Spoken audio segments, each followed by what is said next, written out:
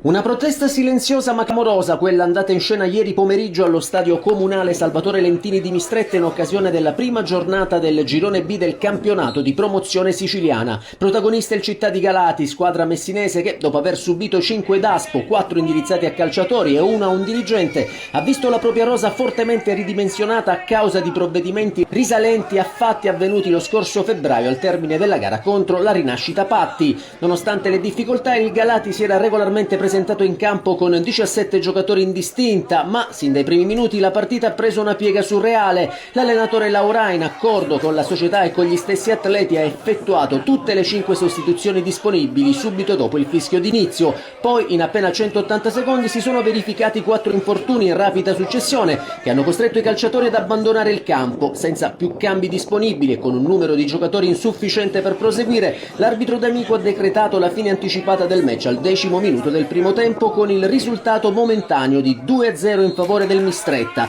firmato dalle reti di Joel Neto al 1° minuto e Battista Ronaldo al 5°. La gara sarà ora omologata con il risultato di 3-0 a tavolino per il Mistretta, come da regolamento, ma al centro dell'attenzione rimane il messaggio lanciato dalla formazione di Galati di Mamertino, un gesto plateale per denunciare la situazione emergenziale in cui versa la società, messa in ginocchio dalle squalifiche. Ora resta da capire quale sarà il futuro del Città di Galati, se continuerà a partecipare al campionato o se quella di ieri sia stata una vera e propria resa simbolica.